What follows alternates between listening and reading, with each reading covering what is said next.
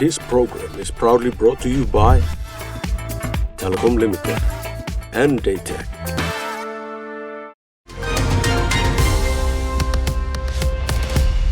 Good night, Papua New Guinea. I'm Malcolm Waira, and this is Infocus.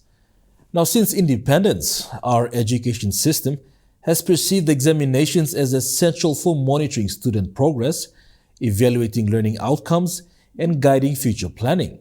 However, the government has recently announced the phasing out of grade 8 and 10 examinations. Is this the right policy reform, or is it unnecessary? Joining us to discuss this is Dr. Kilala Devete-Chi, Senior Research Fellow and the Program Leader of the Education Research Program at the PNG National Research Institute, and Hafud Noria, who is a Research Officer at the PNG National Research Institute's Education Research Program, both of whom published the Spotlight paper titled Abolishment of Grade 8s and 10 National Examinations in Papua New Guinea, Insights into Potential Challenges to Implement It. Dr. Kilala and Hafud, thank you for joining us. Thank you, Malcolm, for inviting us to this Infocus interview. Now, firstly, Dr. Devete, the government has cited three main reasons behind its decision to phase out grade 8 and grade 10 examinations. Firstly, being that it is to accomplish universal education, which is under SDG 4 commitment.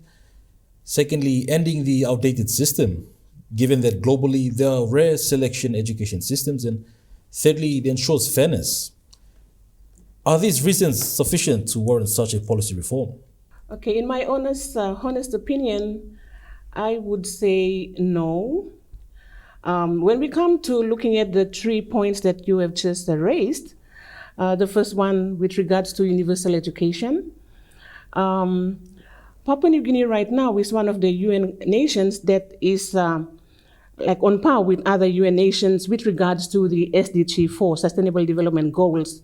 So we are looking at SDG 4, and we are supposed to meet the target by 2030, because this education agenda is at 2030, up to 2030. So we have, from my own observation and assessment, is that we now have 5 years left. You see, it's 2025, and 2030, Agenda 2030 is not far away. We have five years left. Am I correct? It's 5 years left. So, with that being said, as of December 10, 2024, there was a statement by our good Honorable Minister, Lucas Dekena, who made a press release, a press statement, that it is now, the onus is now on the government through the education system to try as much as possible to push for this commitment to be achieved by 2030. That was mentioned by the good minister, which we quoted in our report as well. So to me, that is one way of trying to push for these examinations to be eliminated, so that in a way, all the children who go to school have to accomplish or to go through all the way to grade 12 with no examinations in between, so that we can try and fulfill that agenda, that commitment. You see what I'm trying to say here?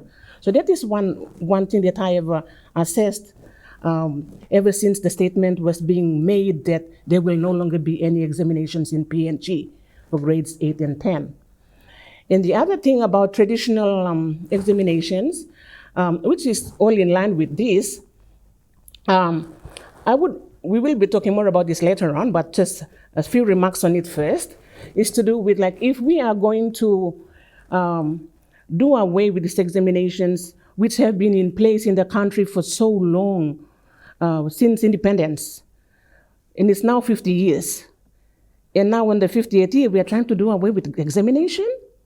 I mean, this is something that the general public have been questioning themselves or ourselves.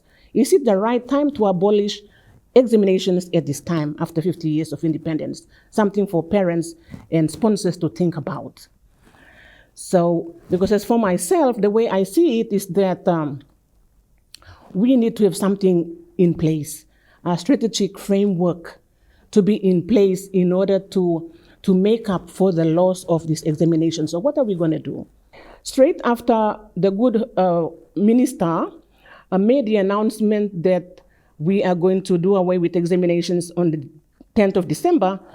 A few weeks after that, another release came out that we will still, maybe it's in Parliament, but that has to be confirmed. The examinations will still continue, but in an informal way. It's an internal assessment. So my question now is, how are we going to do that? Is there going to be any innovative kind of, a new way of assessing students? Because we are not going to be doing exams anymore. There is only one exit point, which is grade 12. So how do we measure the competency of the child? That's how we have been operating for the last 50 years. So my question is, are we ready? After 50 years, are we ready to throw away examinations and we only wait until they come to grade 12? To fairness, that is another point that the government has used to add on to the other two that I've spoken about, to abolish the examinations. Fine, it's okay so that it's going to be abolished so that there is fairness across and they won't have, they won't be tested like what they've been doing in the last 50 years. But then my question is, okay, it's fairness, but how will it be really fair? That's my point. That's how do we, still back to my comment I made earlier on, how do we measure the competency of a child? And we all know that children, each individual is different. One can have a very high IQ, others may be a low IQ. So definitely, the way I see it is those children or students who have a lower IQ will definitely pull down those that have a high IQ who's supposed to, already be moving forward and doing other higher level kind of activities in the classroom. But that won't happen. If we are going to abolish this and we want to make it like fair across the board, how do we do that? Children will always be pulled back. The averages will be pulled back. They will know more, like when it comes to internal assessment as well, definitely the averages will be pulled down. Because those who are supposed to be performing at a high level, there's already like fairness. Everything is just, there's no challenge. There is no challenge to those brighter students who are supposed to be challenged in a way that they can move or elevate themselves up the ladder. But with what's happening right now, what if it's going to be abolished as of 2026, 2027, we really need to think seriously about how to deal with the situation. Now, Harford, what would you say are some of the challenges of eliminating the grade 8 and 10 exams in Papua New Guinea? All of us, we came out from that kind of a struggle, especially in the school. We have realized that the number of students increased in class, especially those of us where we attended our schools in the province or even in the cities as well. So we have been experiencing that overcrowding in the classroom, and then toilet facilities, and then the teachers. It's not like previously back then in early 2000 where teachers were able to 1:1, they go around inspect each students. But lately we have been realizing that the overcrowdedness of the students, and then teacher couldn't monitor each student as well. And then even the students, the 3 students in one desk. So that's already an evidence that we have been experiencing. And then in our, the NRI, one of the study did in 2018, going to assess the quality of the education. And in the findings, we have identified that there's a lot of issue with the infrastructure, overcrowding in the classroom, lack of teachers, and then, all those things. So with this introduction of the policy, which is to abolish the grade 8 examination, while commending the government, the agenda of leaving no child behind, achieving the 2030 vision, the SDG goal 4, and then to make sure that every student, they complete the 13 year of education. Well, that's good, But I just really want to support what Dr. Devati have said. Are we really being realistic? And then are we really ready to implement the policy? Because if you want to just pursue the interest of achieving leaving no child behind, then definitely we're going to compromise the quality part of it. And I believe that quality is far more important. To be plain and clear, the challenge lies before the policy is the infrastructure challenge we have now. There's no improvement in the classrooms, number of classrooms. There's no improvement in the number of teachers. So that definitely, when we introduce this policy, it will put a strain on the limited classrooms already, infrastructures already, and then the teachers already. So, and that's one point. The another point is Papua New Guinea, majority of our population of bulk are in the remote places. So, and then the remote setting and the urban setting, they're totally different. So, and then government want to introduce the policy all across. And then the disparity there, the urban and the rural setting, like the policy cannot really accommodate them very well. Yeah, so these are some of the apparent challenges that is before the policy. From what I gather, Dr. Devete, there'd be a considerable decline in the education standard as a result of these reforms. Would you say that? We have been doing research. We published papers. Harford and I published another paper previously on that study which it talked about. And it was like we wrote about the Momase, Isipik, and Morobe. Yeah. And so what we have found is there really is, I mean, if we are going to be talking about the abolition of or elimination of grade 8 and grade 10 examination, definitely the quality will decline because of what we have found in our other research, and we have published on them as well. But this is just going to add on to what we have already found in our studies. Meaning that, like what Harford has already said, the quality of education will continue to decline unless interventions are being put in place. But otherwise, if not, and we continue to be the way we are with no proper infrastructure, no everything that we have been recommending is not being taken note of, then there's going to be a big problem of the decline of quality of education in this country. Thank you, Dr. Devete. We now go for a quick break. Join us on the other side for more discussions.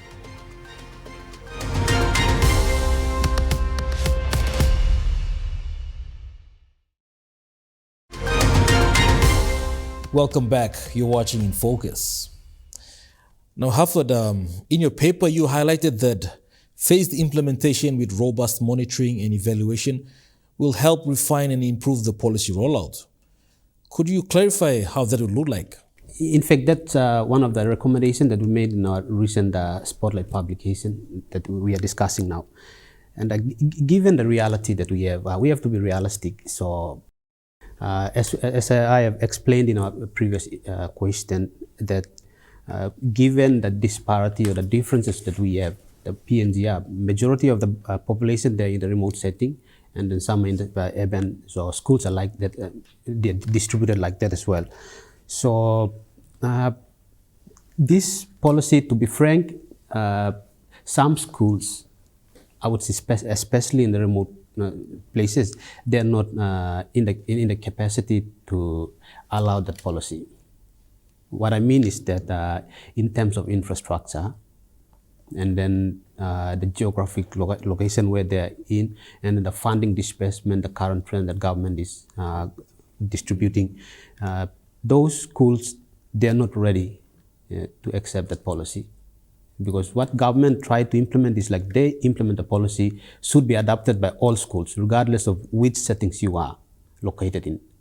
So that means that if government want to, in this current restructure, which is like from the 246, which is the OBE standard, okay, now reform wants to government want to implement the SBD, standard-based education, which means that grade 1 and 2 will be part of the primary. And then grade 7 and 8 will be part of the secondary.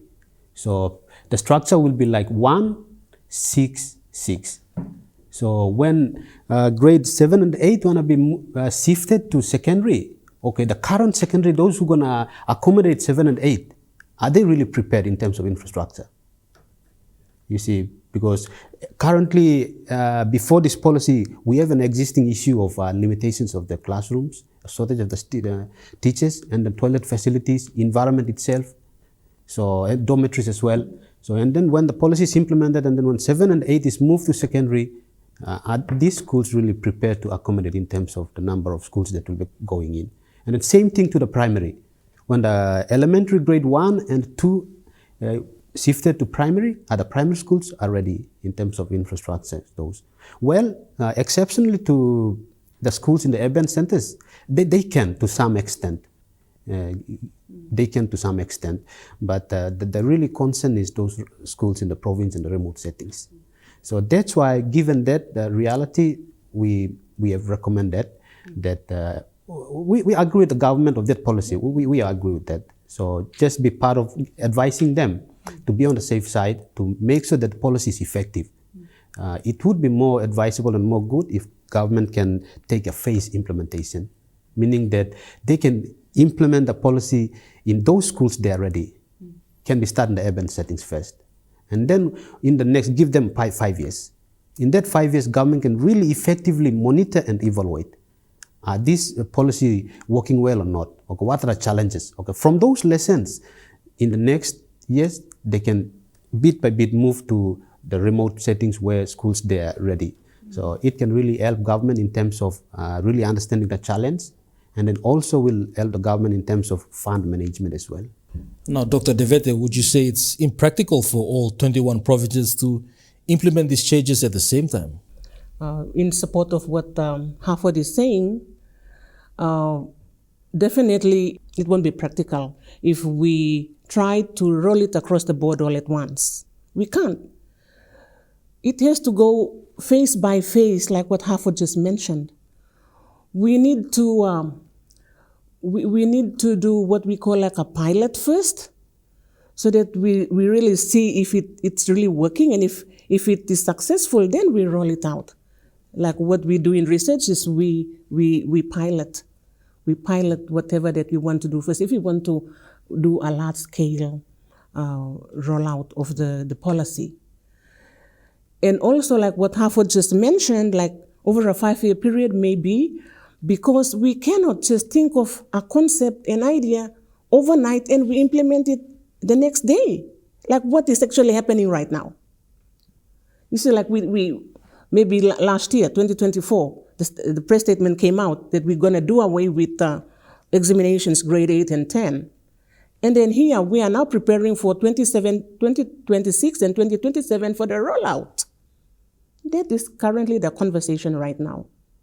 So are we ready in 1 year to prepare Papua New Guinea schools to do away with examinations and just have the grade 12 examinations as one point of exit? It's a good segue into my next question, and it's that, would you say there'd be a need to retrain of teachers to deliver this reform? Definitely. This is a big step for the teachers. Teachers need to be upskilled and retrained. Their knowledge into everything that is happening right now need to be enhanced with more maybe innovative frameworks. And it is okay for other countries because we are looking at developed nations who are doing this. But we can't do it in a developing country like PNG where we lack all these infrastructures. So back to your question, it is impractical to roll out this reform all at once. I'd rather it's in phases. If we want to see practical solutions and we want to achieve quality education. Thank you, Dr. Devete. We now go for a quick break. Join us on the other side for more discussions.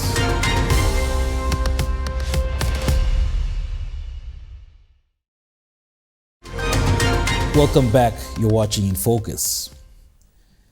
Now, Dr. Devete, based on your paper, you mentioned that the removal of selection-based examination requires a well-defined alternative assessment system to track student learning and maintain education standards. Could you clarify that?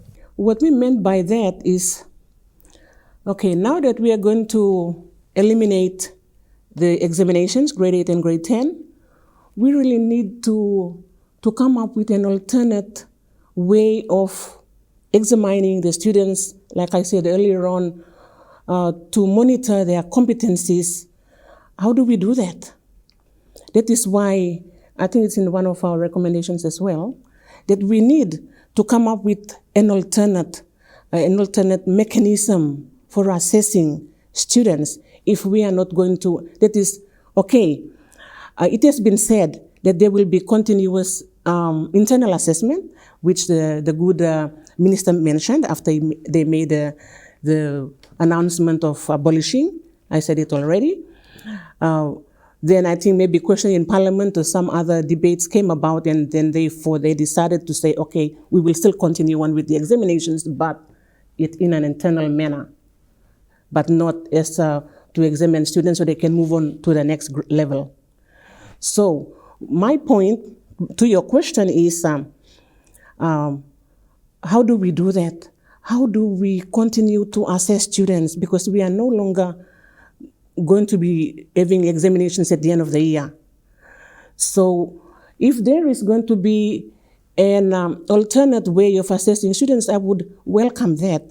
But we need to look at what other countries are doing. Papua New Guinea is not like a developed nation which has all the resources. And now with the new technologies that are in place, they are way ahead. So even though they're not doing examinations, they are okay because there are innovative ideas and concepts that teachers now have with regards to the technological platforms that are available. They are using that to upskill or to enhance the knowledge that students are learning, and they are no longer having examinations, and it's okay for them. But for PNG, we are not ready. That is why my concern is we really, really need to understudy countries that have successfully accomplished this concept or this reform. Because if we are not careful and we rush into it, it's an overnight kind of thing, it won't work. And we are going to jeopardize the quality of education in this country. Are there countries around the world that we can probably draw inspiration from to embark on such similar reforms? Yeah, yes, Mal, definitely. We as a young sovereignty, we really need to learn from the best practices for other countries. For example, the country like Finland or the South Korea, those countries, they have phased out the exams, early grade examinations. And then yet currently, if you want to see the education standard, they're up there. So if you really want to see what kind of approach that they took, it's just simple, the recommendation that we had. So before they implementing the policies, what they did is like they maintained the benchmark, meaning to say that there's some benchmark and then the standard where if you can follow that, we'll achieve the quality. So one example is, okay, the teacher to student ratio. So that's a benchmark that one teacher is equivalent to 30 to 40. That's the benchmark. So the teacher will able to monitor each student, mark the papers, and then teach them thoroughly. Okay, another benchmark could be like the proximity between the student's village and the school location, the distance. If we see, if there's a school and then students are living far, and the distance can be traveled and the transport issue, all this can affect the quality and the learning of the students. So government really need to maintain some of the standard and the benchmark to establish schooling. Okay, funding. Like currently there's an insufficient funding and then the lack of disbursement of funding on time. So these are some factors that is contributing towards the quality of the learning. So if you want to learn from those countries who are successful, they are not doing some of the magic. It's just simple. They try to get things done first, meaning that they have good classrooms and they train teachers as much as they can to maintain that benchmark of 1:40 or 30 students. So if there's a country that we can learn from, like Finland, Vietnam, there's a lot, but Singapore.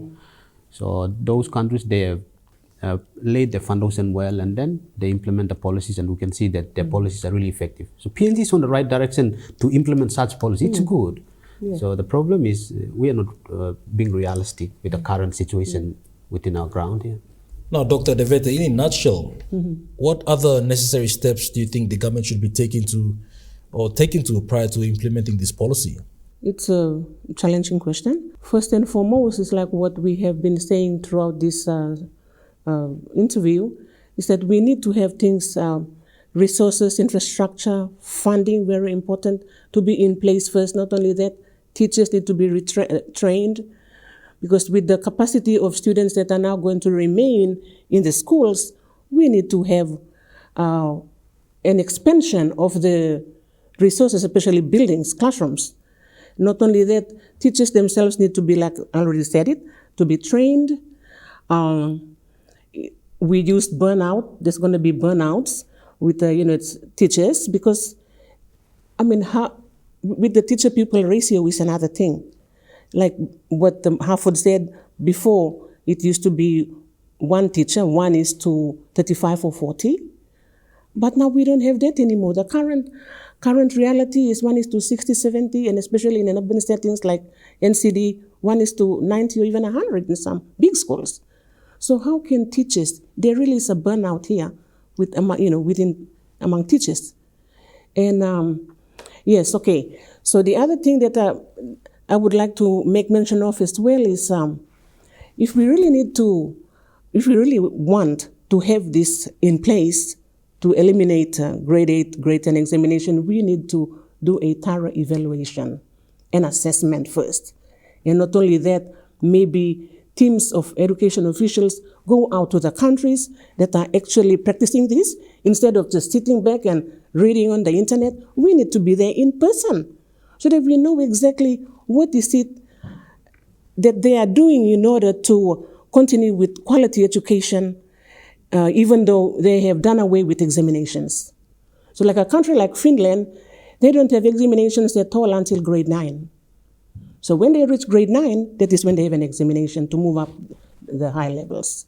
So we can even go there, or any other countries that Harvard has already mentioned. We need to go and understudy in person these countries that are actually practicing this reform. No more examinations in the schools. Yeah.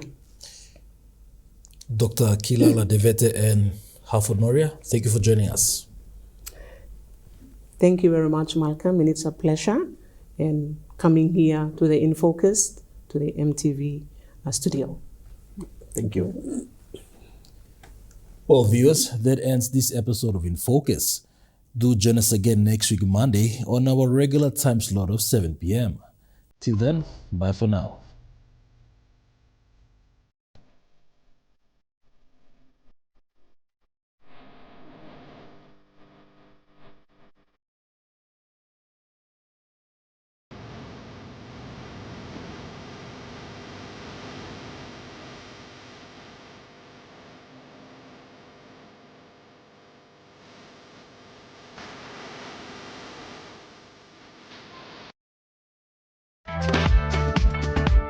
This program was proudly brought to you by Telecom Limited and Daytech.